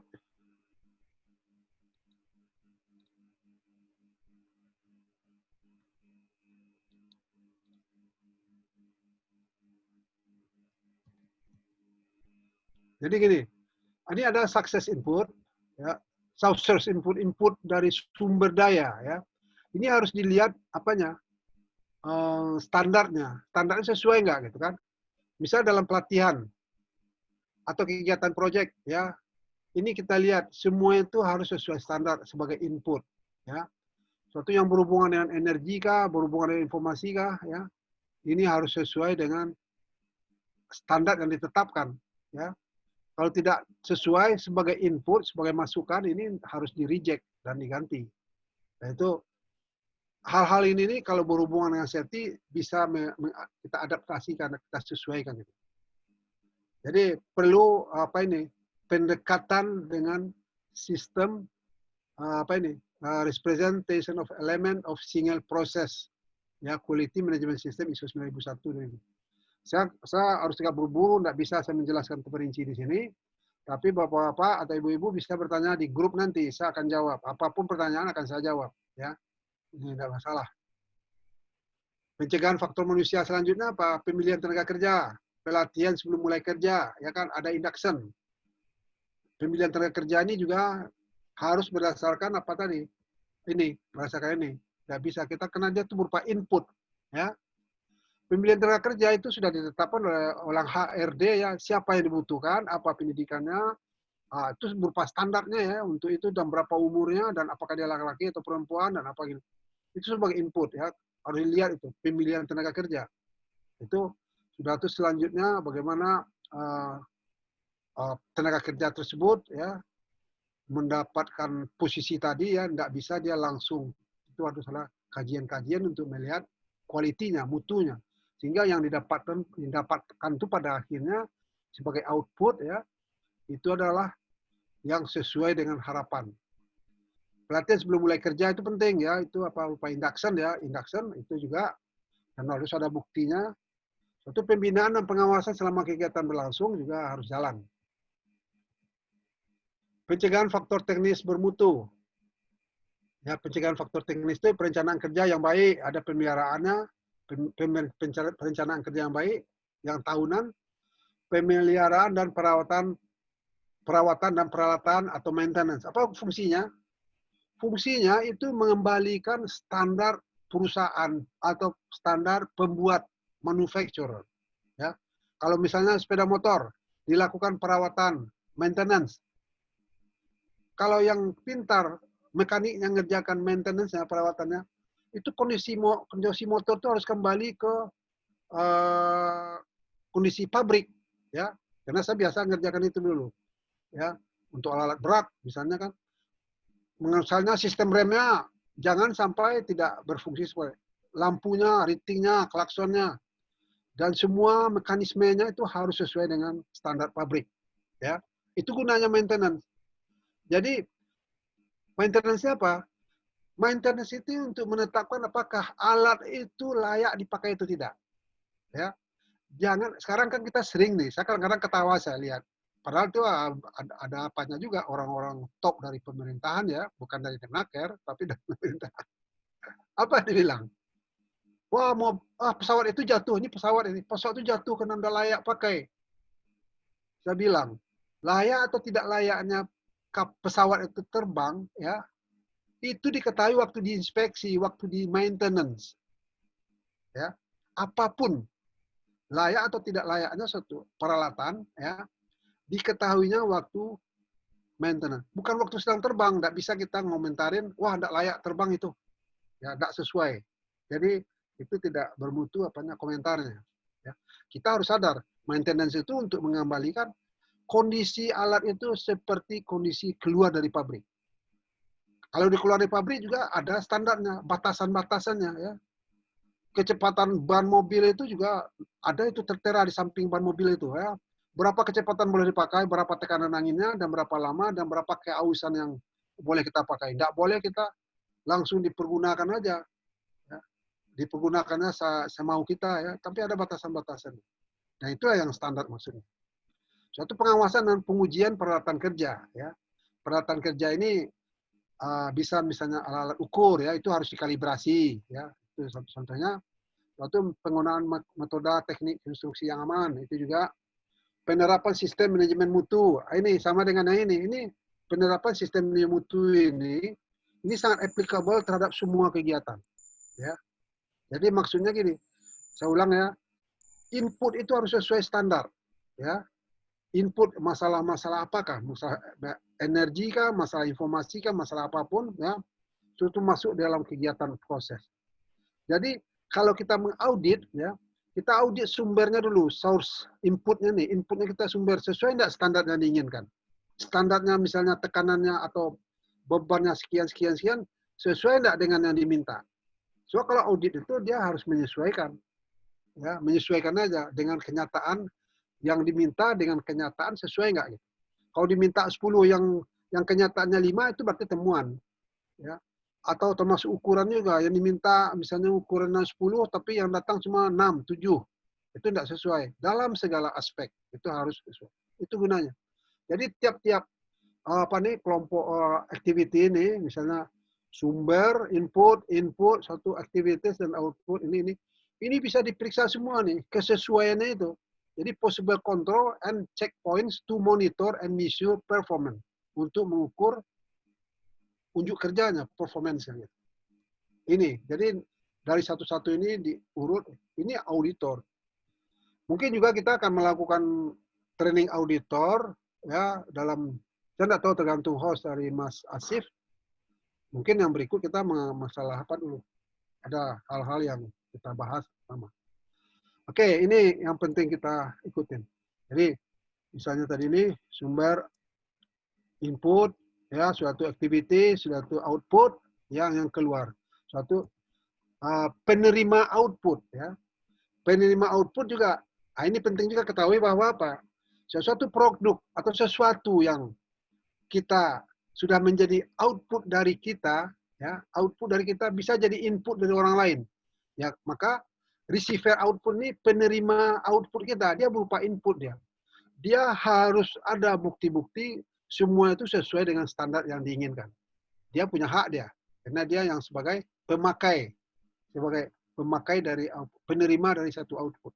Jadi prosesnya jelas ya dalam ISO 9001 2015 ini. Tidak ada yang terbengkalai, tidak ada yang tidak mempunyai acuan yang jelas, nggak ada. Semuanya ada. Itu maksud disinggung di sini nih. Jadi, oke, program pencegahan, masih waktu enggak apa-apa. Program pencegahan kecelakaan, ya. Ini kita bahas ini, ya. Jadi pencegahan yang pertama itu apa? Desain, rancangan yang aman. Hazardnya, bahayanya diidentifikasi. Hazard itu bahaya diidentifikasi itu maksudnya bahaya itu dikenali, diketahui dulu, ya. Ini penting kali ini, mengenali bahaya ini. So, kemampuan orang tidak sama dalam mengenali bahaya. Kemampuan mengenali bahaya itu tergantung dengan pengalaman kerja, keinginan seseorang, ya. Sudah itu pengalaman kerja, satu petunjuk-petunjuk yang dia tuh sifatnya tuh mau belajar dan budaya berpikirnya tuh sudah bagus ya, sudah sesuai. Ya. Jadi hazard identification, setelah itu apa kelanjutannya itu pengendalian. Ya, ini pengendalian perancangan maksudnya pengendalian yang sifatnya itu yang diperkirakan, ya, yang dipikirkan pengendaliannya apa? Mungkin engineering, ya. Engineering ini termasuk tadi safety factor tadi, menetapkan safety factor, ya. Sudah itu human, ya. Human ini pengendaliannya mungkin dengan cara memberikan pelatihan, cara dengan meng-coaching, cara macam-macam, ya. Suatu secara administratif, suatu secara dan lain-lain bisa juga lain pengendalian, ya. So ini berupa kontrolnya ini dibuat yang ringkasnya saja. Suatu penanggulangan apa? Jadi penanggulangan itu untuk menanggulangi sesuatu yang kemungkinan akan terjadi, ya. Mungkin emergency response sudah disiapkan, ya. Kalau emergency response disiapkan, kita sudah harus terbiasa dengan emergency management, ya. Emergency management. Saya barusan bicara tadi dengan teman saya di Jakarta melalui grup, ya. Emergency response contohnya apa? Saya biasanya kalau memberikan pelatihan ke daerah-daerah yang jauh, kadang ke Dompu, kemana nih, ke Jogja, saya sering membawa 2 laptop. Kecuali kalau saya bawa 1, saya pastikan orang di sana punya laptop. Itu in case emergency happens, itu maksudnya kemampuan kita melakukan manajemen emergency, ya. Kalau misalnya ini masih ada yang mendengar kah? Masih, Pak. Oh, sih. Masih, Pak. Masih, Pak. Mantap, Pak. Mantap. Oke, alhamdulillah. Cuman nggak pakai laptop. Oke. Jadi emergency response ini ya, itu salah satunya yang paling senang saya bilangkan, khususnya kepada anak-anak saya apa? Emergency response ini yaitu bagaimana kita respon terhadap emergency. At least ya, minimal kita tuh prepare a space to escape. Ya, prepare a space to escape itu maksudnya kita sudah siapkan tempat untuk menghindar. Ya. Kalau itu penting itu ya, dalam segala aspek itu penting kali ya. Membawa mobil juga kita tidak boleh melaju sembarangan aja. Kalau terjadi mendadak ada mobil di depan, kita sudah siap nih kemana kita menghindari mencari tempat, ya. Jangan-jangan memaksakan diri di mana tidak ada space to escape, tidak ada tempat untuk menghindar. Terjadi tabrakan head to head istilahnya, kepala dengan kepala, itu maut itu, kecuali dia itu ada apanya, dibantu ya oleh Yang Maha Kuasa, ya. Jadi penanggulangan ini sudah harus disiapkan. Prasarana juga ya, ini prasarana peralatan termasuk prasarana penanggulangan masalah kalau timbul. Suatu rehabilitasi, ya, rehabilitasi setelah insiden, rehabilitasi setelah operasional bisa juga, ya. Ini tahap pengelolaan ketiga. Ini termasuk penting ya menurut saya.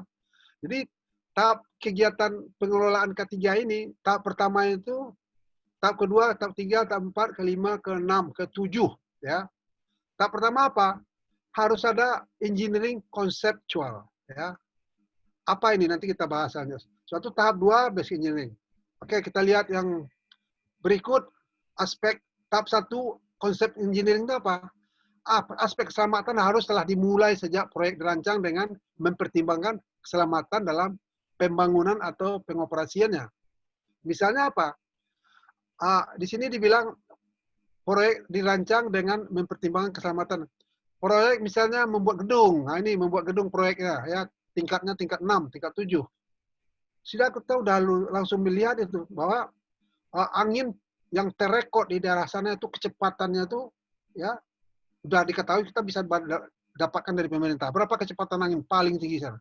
Suatu kalau dibilangnya kecepatan angin di sana itu misalnya paling tinggi terrekod di sini nih, mungkin saya tidak terlalu pasti, mungkin taruhlah 20 knot. Kalau sedang angin badai lah melaju dengan 20 knot, ya. 20 knot itu tadi ada ukurannya tuh. Sudah itu nanti kita bikin tahannya gedung itu ya dengan luas dindingnya sekian ya akan menahan 20 knot tapi dikali 4. Ya, dikali 4 berarti safety faktornya 4, ya. Maka kalau terjadi badai yang dibilang orang sesuai catatan 20 knot ya, kita masih ada 3 kali 20 untuk bisa gedung itu bertahan. Itu maksud dari safety factor, ya. Itu namanya sudah perkiraan keselamatan, aspek keselamatan di saat proyek itu dirancang, ya. Sudah itu apa lagi? Untuk membuat bangunan mungkin harus ada penggalian, ya. Harus ada pengecoran, harus ada ini, harus ada transport material, ada apa semua.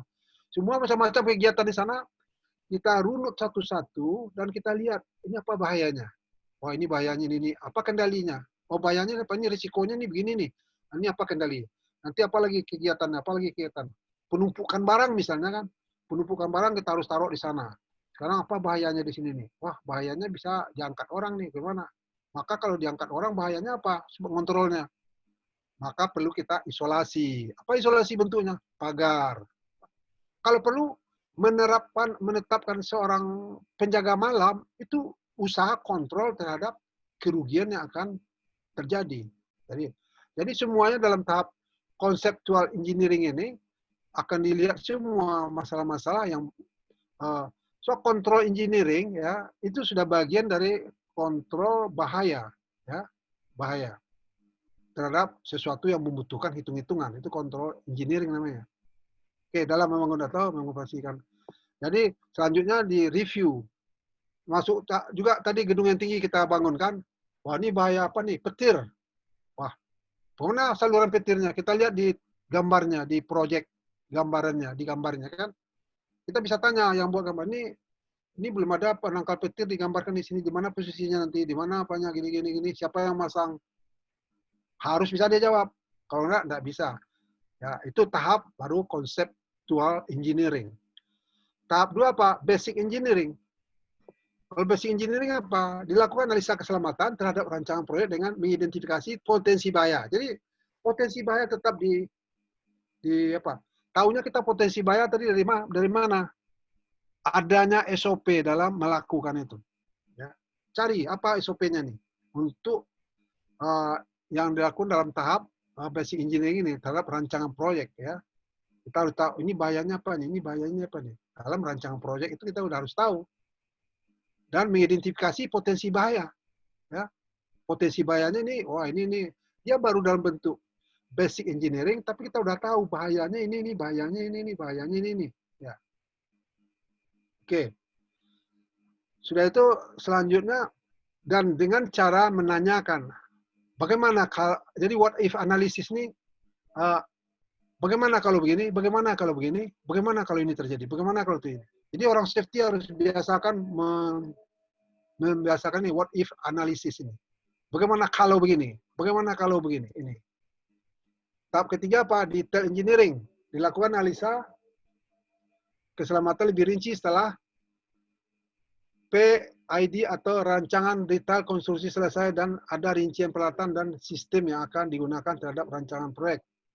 Jadi ada HAZOP. Ya. Yang dimaksud HAZOP di sini ini Hazard Operability Study. Tetap bertanya dengan what if analysis. What if analysis, bagaimana kalau gini, bagaimana kalau ini. Suatu quantitative risk analysis. Ya. Jadi dalam hal ini saya lupa nih PID ini lupa namanya saya apa kepanjangannya. Tapi ini tidak akan jauh berhubungan dengan apa yang dibahas ini ya, yaitu detail engineering ya. Setelah oke, nanti saya lihat kalau ada yang mau tanya saya cari nanti apa jawabannya kalau ingat. Oke, tahap 4 apa? Document procurement and cost construction. Ya. Ini penerapan ketiga dalam kegiatan fisik konstruksi dengan menerapkan manajemen ketiga proyek.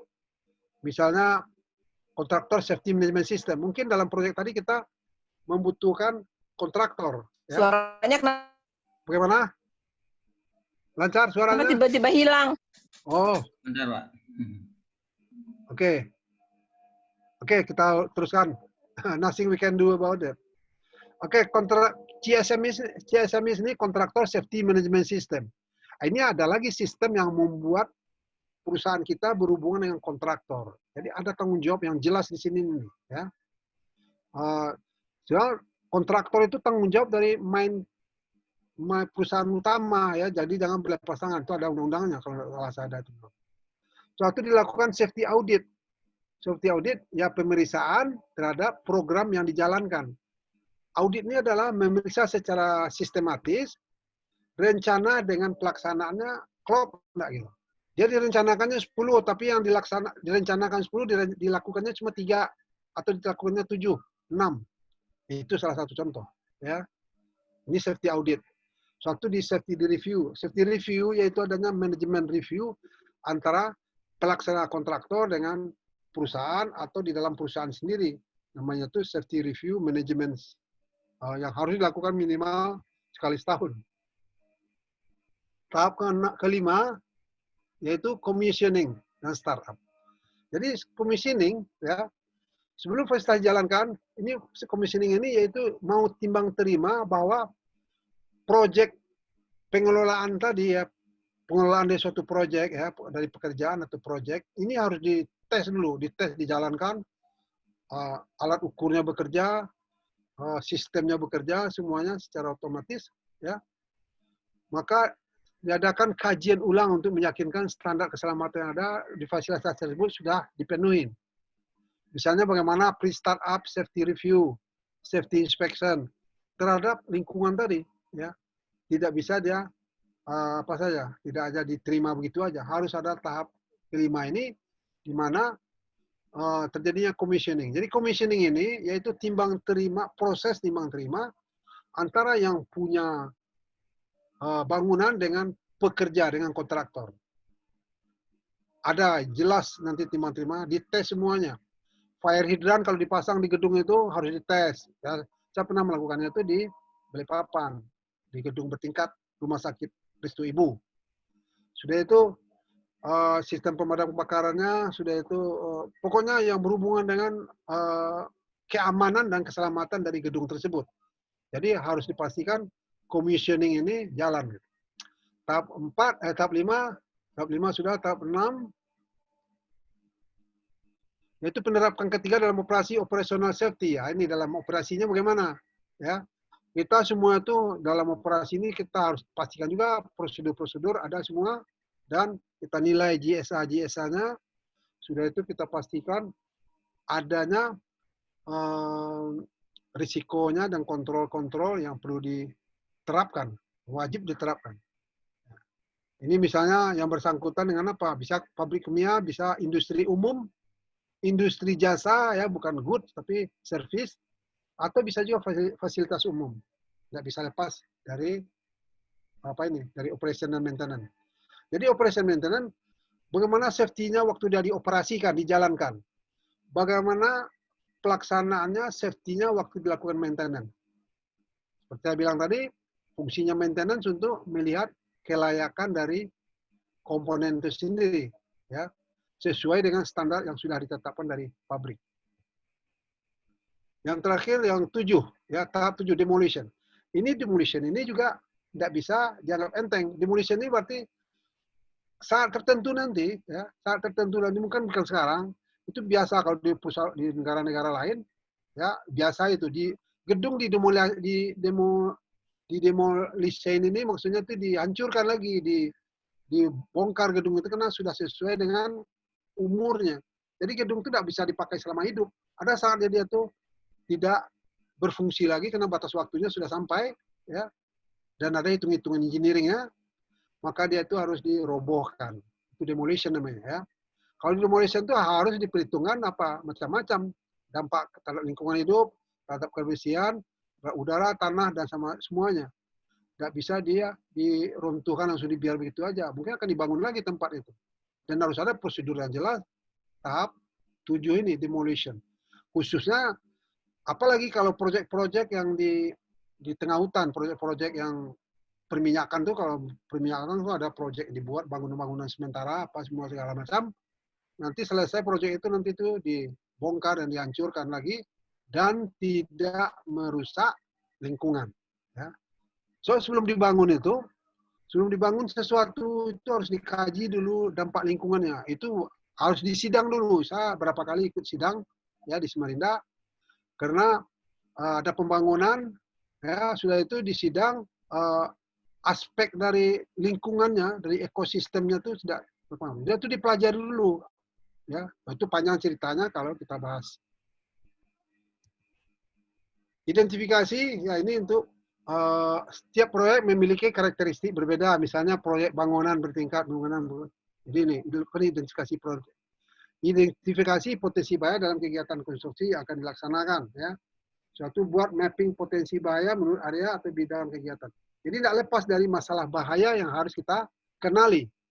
Suatu dievaluasi. Adakan evaluasi tentang potensi bahaya untuk menentukan skala prioritas berdasarkan hazard dan rating.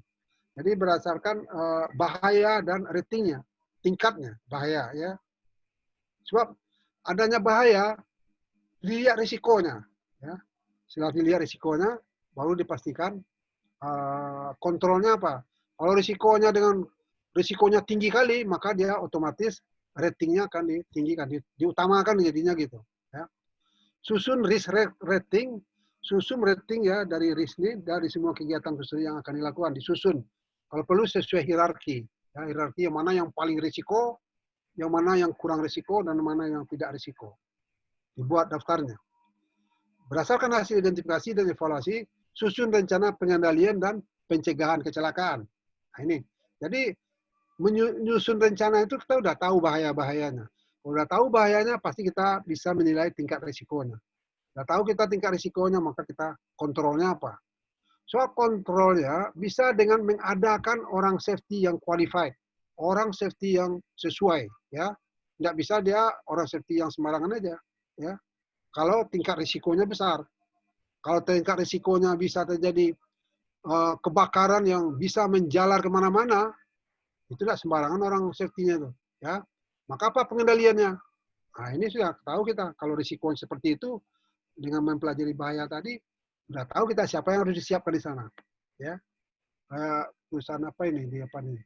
Tadinya kecelakaan berturut-turut, yang kecelakaan konstruksi, kalau saya PT dari pemerintahan, akhirnya ditunjuk seorang direktur safety.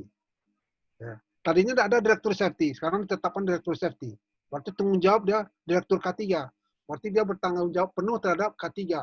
Namanya sudah direktur, dan juga penting diketahui, ya. Ini juga sering saya lihat permasalahannya. Orang safety itu ditaruh di bawah HRD atau di bawah superintendent atau supervisor. Itu salah. So orang safety, orang ahli ketiga, itu sejajar dengan pengawas dari pemerintah. Ya. Sejajar itu di Undang-Undang 1970 jelas itu. Ya. Nggak bisa dianggap enteng orang ahli ketiga yang dipakai oleh perusahaan. Ya, ya itu mereka itu bertanggung jawab terhadap keselamatan karyawan. Jadi dia tidak minta izin dulu kalau sama bosnya apa sama cuma. Jadi dia harus seimbang dengan manajer proyek, dia seimbang dia. Di apa kita bahas itu ya di kesempatan lain. Jadi jangan sampai kalau ahli ketiga ada di sini, mungkin ada bapak-bapak di sini ahli ketiga. Kalau organisasi chart-nya menempatkan Anda di bawah seseorang, manajer, di bawah manajer, kalau tidak bisa, makanya coba bicarakan dengan Disnaker setempat. Ada di Undang-Undang 1970 jelas itu, wewenangnya, dan wewenang seorang ahli ketiga. Ya. Sudah itu terapkan konsep manajemen keselamatan kerja yang baku, misalnya SMK 3. SMK 3 ini sangat bagus, bermanfaat, kecuali orang tidak paham gitu ya. So, interpretasi dari SMK 3 ini orang yang mendapat kesulitan, saya lihat. Ya. Suatu susun program implementasi dan program K3E yang akan dilakukan buat dalam bentuk elemen kegiatan. Sudah itu implementasi rencana kerja yang ditetapkan, yang dijalankan, yang diimplementasikan, yang diberlakukan dengan baik. Ya. Rencana kerja harus susun implementasi dengan baik. Sediakan sumber daya yang diperlukan untuk menjalankan program K3E. Nanti sumber daya yang diperlukan. Sumber daya apa? Manusia. Ya. So sumber daya itu dua. Ada sumber daya alam, ada sumber daya manusia. Dua-duanya ada biaya itu. Tidak bisa makai orang safety, orang K3 tidak digaji, tidak mungkin. Jadi sumber daya itu ada dua. Ada berupa sumber daya alam, ya, natural resources dengan ada human resources. Susun kebijakan ke-3L terpadu, ya, kebijakan. Ini setelah itu apa? Ini monitoring, buat program untuk memonitor pelaksanaan K3 dalam perusahaan. Program terencana tahunan, next slide, seperti ini. Ya. Ini sederhana jadi 10 item ya. Tapi di perusahaan itu ada yang bisa 20. Di sini belum ada ditulis audit, ya, audit. Kalau di sini cuma item 2, mestinya safety talk meeting yang dilakukan 1 kali 1 bulan, ya kan? Dengan sasarannya itu 100% harus dilaksanakan. Tapi dalam kenyataannya bulan April tidak dilaksanakan, maka tercapai cuma 80%. Berarti dibuat laporan bulan Juni ini, maka target tidak tercapai, gitu kan? Suatu seharusnya di sini ini juga ada tambahan dari item audit. Kalau perusahaan merasa audit atau sistem manajemennya belum terlalu mantap, belum terlalu dikenal orang, belum terlalu dijalankan, maka dibuat di sini program untuk internal audit. Mungkin pertamanya mungkin sekali 2 bulan, ya. Setelah jalan mungkin 3 kali, mungkin dirubah, nanti tahun berikut mungkin dirubah sekali 5 bulan atau sekali 6 bulan. Kalau rencana sudah bagus, sudah ada temuan yang terakhir, berarti mungkin diaudit sekali setahun bisa aja, ya. Minimal sekali setahun harus diaudit. Saya dulu waktu saya klien di perusahaan pertambangan, pertama kita mengadopsi sistem manajemen mutu, ya, dalam hal ini bukan apa, itu sekali sebulan itu kita melakukan internal audit. Ini belum diaudit eksternal ini.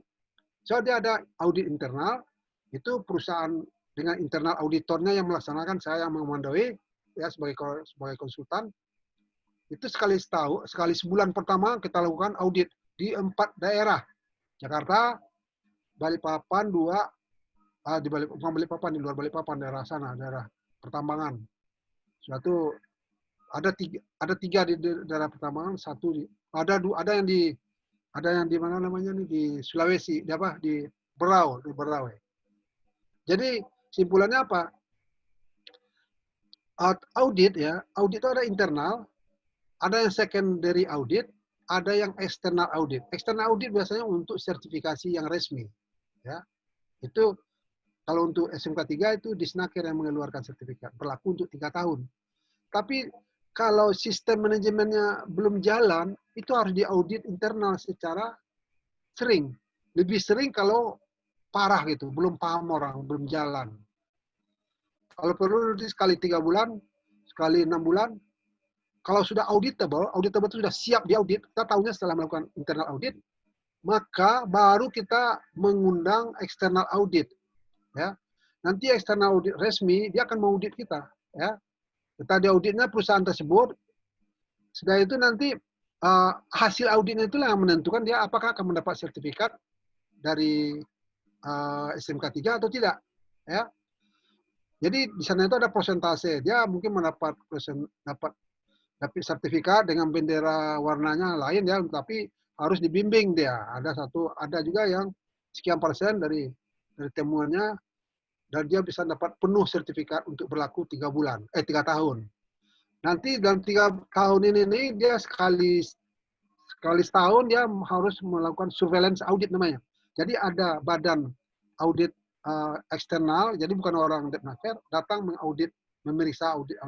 Di antara audit surveillance audit inilah internal audit yang melakukan kegiatannya untuk menjamin audit berikut ini aman gitu.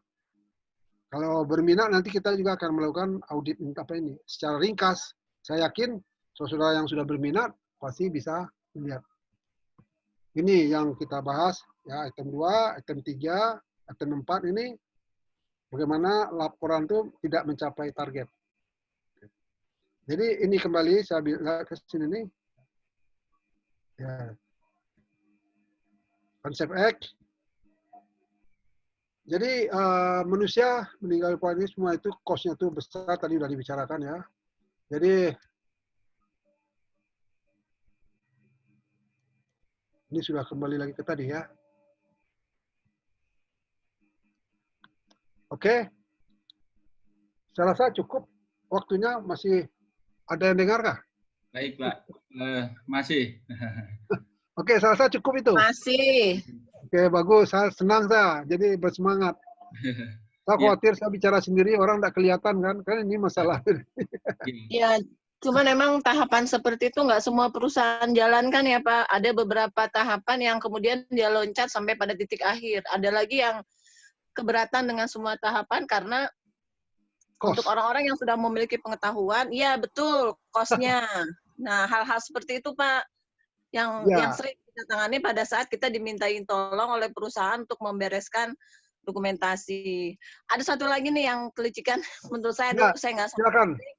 di copy kemudian diganti namanya. Nah, hal-hal seperti itu yang apa ya? Artinya memang kesadarannya yang memang belum ada ya.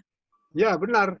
Itu yang ya itu di apa namanya nih dicari celah-celahnya untuk meloloskan keinginannya. Kan kelemahan orang kita, bukan kelemahan, mungkin kelebihan orang kita tuh pintar mencari celah. Ya kan? Saya udah lama hidup di Indonesia, itu kelebihan orang kita. Pintar mencari celah.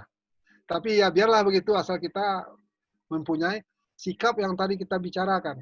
Yang pertama, kesimpulannya tadi kan, bahwa kecelakaan itu bukan terjadi sebagai single akuran saja, ya bukan single akuran itu kejadian begitu aja. Tapi ada rentetannya. Kalau kita masuk, kita sebelum terjadi kecelakaan, masuk kita menginterrupted, menstop, maka kecelakaan itu tidak terjadi.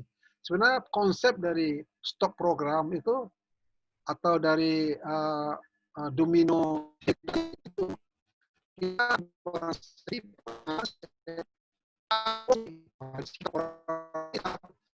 bulan 5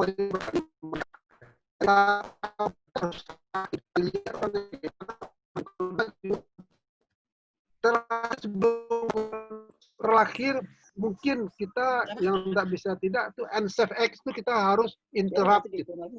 Nah, pada tahap unsafe X ya, mereka melakukan unsafe X, kita langsung tegur dan kita berikan bimbingan. Di sana kesempatan ya, menghentikan dari deretan tadi. Jadi semua itu terpulang kepada sistem manajemen ya.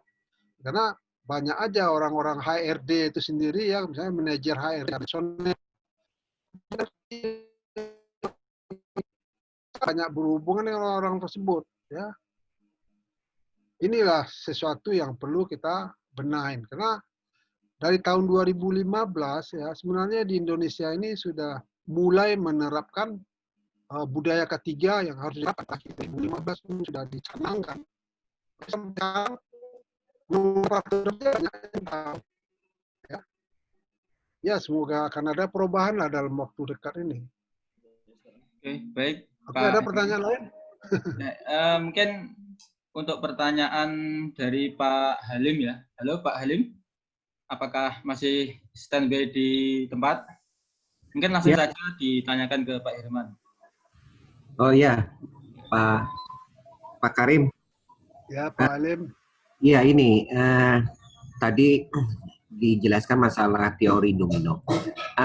Ini saya tuh sering bingung membedain antara penyebab dasar dengan penyebab utama. Pak, itu pertama apakah pengertiannya sama atau berbeda? Yang kedua, kalau kita melakukan investigasi kan selalu ditanyain sama atasan tuh, itu root cause-nya bagaimana katanya. Nah, itu Apanya tanya Pak? Bagaimana? Penyebabnya. Ya, jadi kan ada istilah penyebab dasar dan penyebab utama. Itu ya, apa ya. pengertiannya?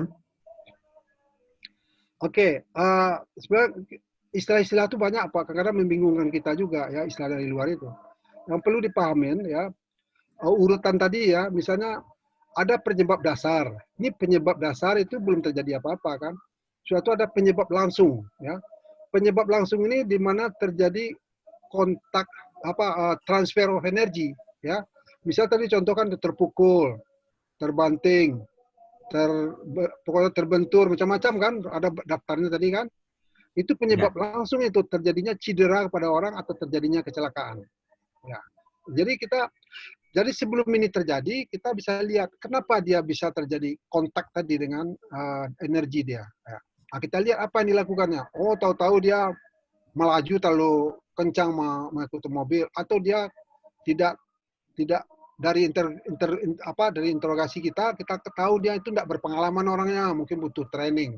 Ya, ini yang dimaksud dengan basic cause, penyebab dasar. Ya, jadi penyebab dasar itu maka kita harus fokus bahwa kecelakaan itu terjadi tidak disebabkan single cause, penyebab satu ya, penyebab, tapi ada rentetan dari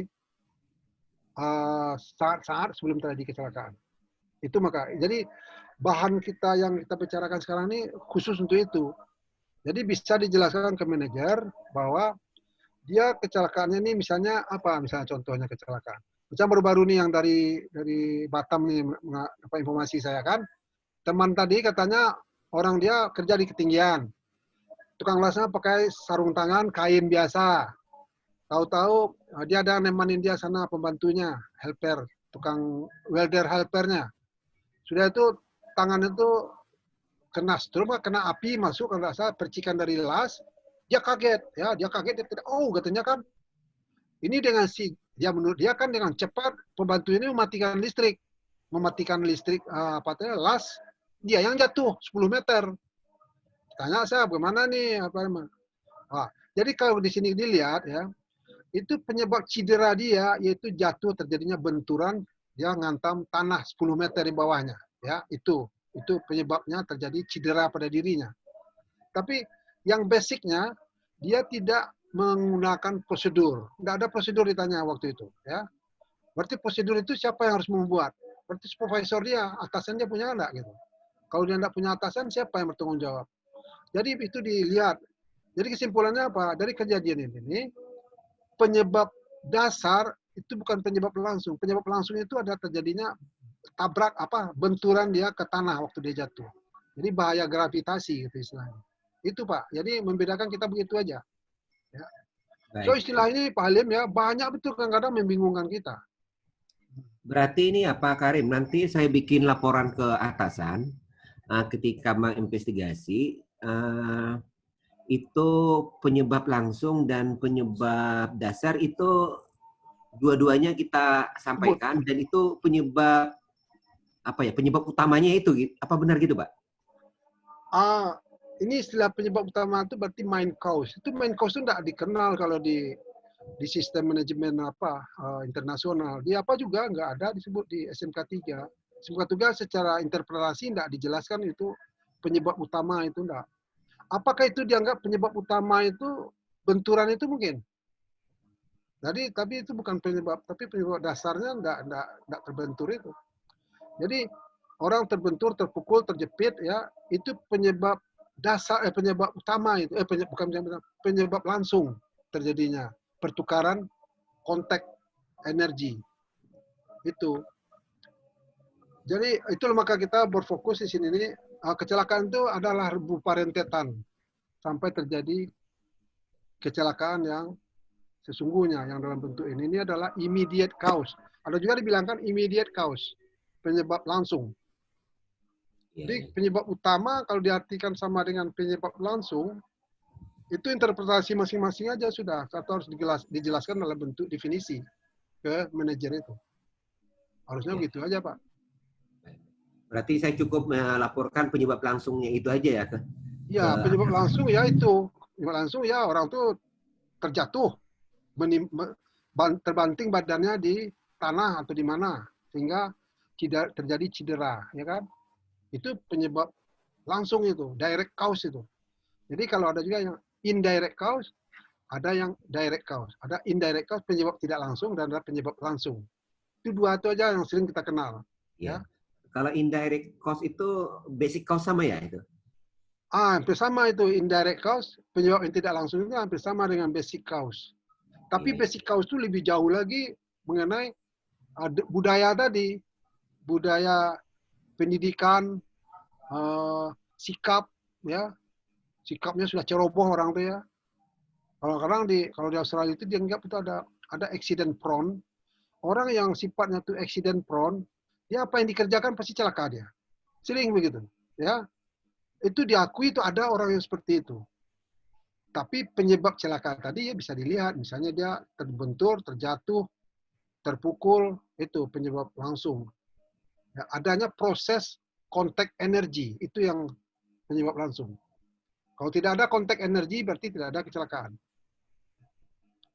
Jadi, yang penting dikuasai itu adalah kita kenali bahaya. Suatu kita taksi risikonya. Apa risikonya fatal nggak? Atau risikonya gimana? Mungkin 10 hari rumah sakit, atau mungkin melihat tingkat risiko, yaitu kita melihat keparahannya dengan keseringan terjadi kecelakaan sejenis. Jadi soalnya begini juga Pak, manajer itu, pimpinan kita itu dia kadang-kadang enggak, dia cuma menerima sesuatu itu berdasarkan perasaannya aja. Jadi kita tuh sering terjepit dibikinnya. Ya.